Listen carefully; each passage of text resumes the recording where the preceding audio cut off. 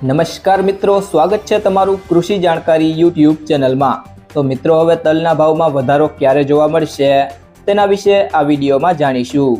તો વિડીયોને છેલ્લે સુધી જોતા રહેજો અને હજુ સુધી કૃષિ જાણકારી યુટ્યુબ ચેનલને સબસ્ક્રાઇબ ના કરી હોય તો સબસ્ક્રાઇબ જરૂરથી કરી લેજો અને બાજુમાં આપેલ બેલ આઇકનને પણ દબાવી દેજો, જેથી કરીને તમને દરરોજના તાજા બજાર ભાવ અને તેના વિશેની માહિતી મળતી રહે।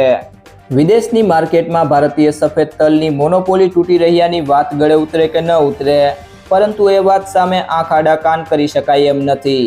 હજુ 2 વર્ષ પહેલા ઉનાળુ સફેદ તલની બજાર પીઠાઓમાં ₹3,500ને ટચ થઈ જતી હતી, તે આજે ઘટીને અડધી સપાટીએ પહોંચી ગઈ છે। સફેદ તલની વૈશ્વિક માર્કેટમાં આપણા પડોશી દેશ પાકિસ્તાન સહિત બ્રાઝિલ અને નાઇજીરિયા જેવા દેશો કાઠું કાઢતા જાય છે। એક તો ખેડૂતોએ બેસ્ટ ક્વોલિટીના અને વધારે ઉતારો મળે એવું સફેદ તલની ખેતીમાં ધ્યાન કેન્દ્રિત કરવાનો સમય પાકી ગયો છે। આ ચોમાસે ગુજરાતમાં વરસાદને વહેલા આગમનને 1.5 મહિનો પૂરો થવામાં આવ્યો છે। સફેદ તલ કે કાળા તલની બજારો સામાન્ય વધઘટે ઠેર ઠેર પડી છે। સૌરાષ્ટ્ર વિસ્તારમાં વાવણીનું 100% કામ પૂર્ણ થઈ ચૂક્યું છે, પણ ઉત્તર ગુજરાતમાં હજુ ઘણા વિસ્તારોમાં સતત વરસાદથી વાવણીના કામ ધોકે ચડ્યા છે।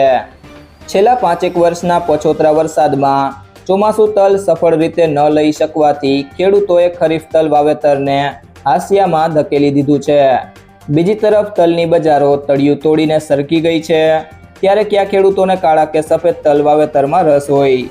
છેલ્લા 2 વર્ષથી તલની બજાર નીચી સપાટી તરફ ધસી ગઈ છે, ત્યારે કાળા તલે વીતેલ વર્ષમાં 5,000ની સપાટી વટાવી હતી, પણ હાલ તે પણ ઘટીને ₹3,000 થી 4,000 વચ્ચે વેચાઈ રહ્યા છે। દેશના તલ વાવેતરની વાત કરીએ તો કેન્દ્રીય મંત્રાલયના છેલ્લા આંકડા મુજબ ગત વર્ષે દેશમાં તલનું વાવેતર આ સમયે 7.14 લાખ હેક્ટરમાં હતું, તે આ ચોમાસે વધીને તલનું વાવેતર 7.44 લાખ હેક્ટર વિસ્તારે પહોંચ્યું છે। ગુજરાતમાં ગત વર્ષે આ સમયે 35,943 હેક્ટરમાં તલ વવાયા હતા, તેની સામે ચાલુ વર્ષે વાવેતર ઘટીને 29,835 હેક્ટર વાવેતર પહોંચ્યું છે। અમરેલી યાર્ડ ખાતેથી શાલિગ્રામ ટ્રેડિંગના કિરીટભાઈ અસોદરિયા કહે છે કે આજે સફેદ તલમાં 1,124 ક્વિન્ટલની આવક સામે ₹1,000 થી 1,982, કાળા તલમાં 179 ક્વિન્ટલ આવક સામે ₹2,500 થી 4,090 અને કશ્મીરી પીળિયા તલમાં 96 ક્વિન્ટલ આવક સામે ₹1,990 થી ₹2,299ના ભાવે વેપાર થયા હતા। ક્યાંયથી બજારને સપોર્ટ ન મળવાથી સફેદ તલમાં તેજીનો માહોલ બનતો નથી। કોરિયાના એક 5,000 ટેન્ડરમાં 12 નવેમ્બરે ડિલિવરી આપવાનો અને બીજા 10,000 ટન ટેન્ડરનો ડિલિવરી સમય 25 સપ્ટેમ્બરનો છે। એમ કુલ 15,000 ટન ટેન્ડરમાંથી ભારતના હિસ્સે માંડ 4,800 ટનનું ટેન્ડર આવ્યું છે, તો પાકિસ્તાનને કુલ 5,600 ટન સફેદ તલનો હિસ્સો મળ્યો છે। બાકીનું અન્ય આફ્રિકન દેશોના હિસ્સે તલનું ટેન્ડર ગયું છે।